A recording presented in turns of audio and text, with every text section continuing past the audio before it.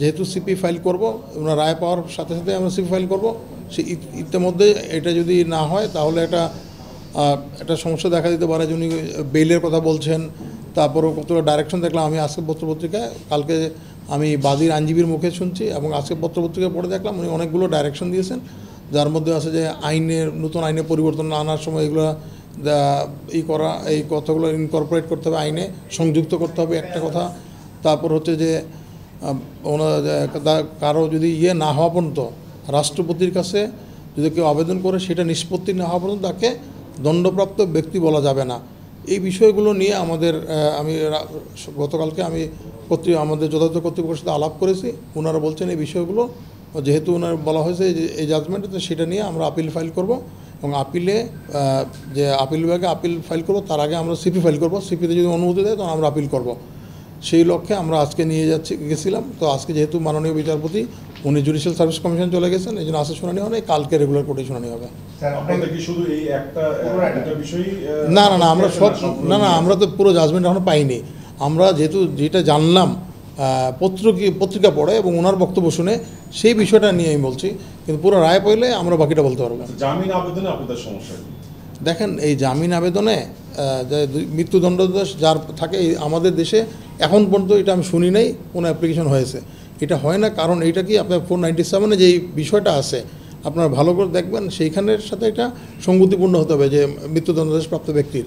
আর দ্বিতীয় কথা হচ্ছে যে কেউ যদি মৃত্যুদণ্ডাদেশ প্রাপ্ত হয়, আদেশ যদি আদালত দেয় তাকে, সেইটা যদি তাকে জামিন দেওয়া হয় তো এদের অধিকাংশ ক্ষেত্রে কিন্তু পালিয়ে যাবে না। উনি যে কথা বলছেন এটা আমি আপনাকে বলি, এই যে 21 আগস্টের মামলাটা, এই যে মামলাটা এখন যে আপিল শুনানি হচ্ছে, আপনি দেখবেন এইখানে প্রত্যেকটা লোক যাদের বিরুদ্ধে আসামি করা হয়েছে, যাদের দণ্ডাদেশ দেওয়া হয়েছে, তাদের প্রত্যেকের বিরুদ্ধে কিন্তু যথেষ্ট পর্যাপ্ত পরিমাণের সাক্ষ্য প্রমাণ রয়েছে এবং সেই সাক্ষ্য প্রমাণের ভিত্তিতে আদালত এই শাস্তিগুলো দিয়েছেন। জজ মিয়াকে উনি যেটা বলছেন ওনার সাথে আমি সম্পূর্ণভাবে দ্বিমত পোষণ করছি। এই কারণে জজ মিয়ার বিরুদ্ধে তো একটি সাজানো নাটক ছিল, তার তো কোনো বিচার হয় নাই, কিছু হয় নাই, তার বিরুদ্ধে একটা সাধারণ নাটক করে নিয়ে আসা হয়েছিল এবং তাকে টাকা দিতে দেওয়া হতো। দেখেন এই মামলার বিচারেই আপনারা দেখবেন যিনি টাকা দিয়েছেন তিনি কিন্তু এই মামলায় আসামি হয়ে উনি দোষী সাব্যস্ত হয়েছেন। যেই এসি যেই টাকাটা ওনাকে দিয়ে আসতেন মুন্সি আতিকুর রহমান, উনি প্রতি মাসে জজ মিয়ার পরিবারকে টাকা দিতেন। তো একটা মানুষ যখন তাকে আসামি করবেন তাকে আবার টাকা দিবেন কেন আপনারা? এই বিষয়গুলো যখন দেখেন আইনজীবী তো অনেক কথাই বলেন, কিন্তু সেটার সাথে বাস্তবতার কি মিল আছে এই আইনজীবী মহোদয় যিনি বলছেন তাকে আমি অনুরোধ করবো বাস্তবতার কি মিল আছে সেটা আদালতে বলছেন, আমরা সেটা জবাব দিব। উনি যেন অপেক্ষা করেন আমাদের জবাব পর্যন্ত। দেখেন ওনাদের ওনাদের আমার মনে হচ্ছে যে ওনাদের 19টা আপিল আছে টোটাল, ওনাদের ভিতরে প্রায় এখন 12-13টার মতো শেষ হয়ে গেছে আপিল, আর আমরা তো সবগুলো একসাথে জবাব দিব। ওনারা আলাদা আলাদা শুনানি করছেন, তো ওনাদের শুনানি এই মাসে হয়তো শেষ হয়ে যাবে। যদি এই মাসে শেষ হয় তাহলে আমরা হয়তো আগের মাসে আরম্ভ করবো। না, এটা তো দেখেন আমরা কাগজপত্র দিয়ে এটা তো সেই ক্ষেত্রে উনি যেটা বললেন জজমিয়া নাটক তো এটা হচ্ছে না। জজমিয়া তো একটা ইনোসেন্ট মানুষ তাকে ধরে এনে তাদের সাক্ষী করালো, অনস্কিওর করে বললো যে আমি এটা করছি, এটা তো সেইটা হচ্ছে না। এইটা হচ্ছে যে উনি বলছেন সেই লোক এই লোক না, তো লোক তো ঠিক আছে, জাহাঙ্গীর আলম তো ঠিক আছে, উনি তো স্বীকার করছেন। তার মানে জাহাঙ্গীর আলম না উনি বলছেন জাহাঙ্গীর আলম ঠিক আছে কিন্তু আমার জাহাঙ্গীর আলম সেই জাহাঙ্গীর আলম না, এই তো সেটা তো তোমাকে প্রমাণ করে দেখাতে হবে, আমরা দেখাবো একই লোক। এবং ট্রায়াল কোর্টে উনি এই এলিবাই নিয়েছেন, উনি এসে এখানে গল্প বললে হবে না। তো আপনাকে ফৌজদারি মামলা যদি কোনো এটা করতে হয় ওই লাইনে ক্রস করতে হবে। উনি কী ক্রস করেছেন আমি দেখাবো আপনাদেরকে, মানে আদালতকে দেখাবো। এটা এই ধরনের কোনো ক্রস করেন নাই, কিছুই করেন নাই। দেখেন আমি বলি আপনাকে, আবারও বলছি উনি ক্রস করেন নাই এবং এই কথাটা ওইখানে প্লিও নেন নাই এবং এটা উনি স্বীকার করে নিয়ে এখন এখান থেকে একটা চেষ্টা করছেন আপিলে এসে এটা গ্রাউন্ড নিয়ে কোনোভাবে এই করার জন্য। সেটা আমরা আপিল শুনানিকালে আমাদের যখন বক্তব্য আসবে তখন আমরা মিট আপ করে দেবো, আপনারা দেখবেন এগুলো আমরা ক্লিয়ার করে দিব।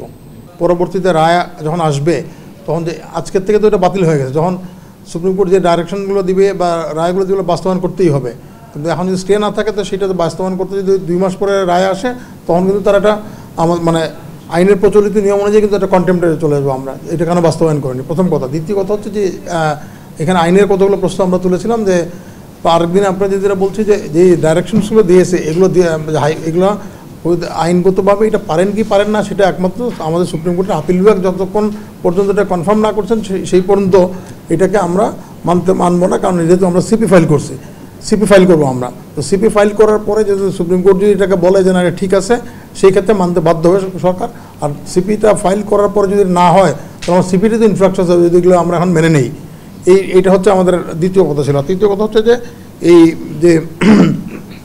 যে ডাইরেকশনসগুলো ছিল, যেমন একটা ছিল যে বলছে ফাইনালিটি পৌঁছানোর, উনি যেটা বলছেন যে আমাদের বলছেন যে কনভিক্ট, ওইখানে শব্দটা ছিল কি আমাদের রুলস 30 একটা শব্দ অ্যাড হয়ে গেছে, এক্সিকিউটেবল সেন্টেন্স বলছেন। আমাদের কিন্তু আইনে এক্সিকিউটেবল বলে কোনো কথা নাই।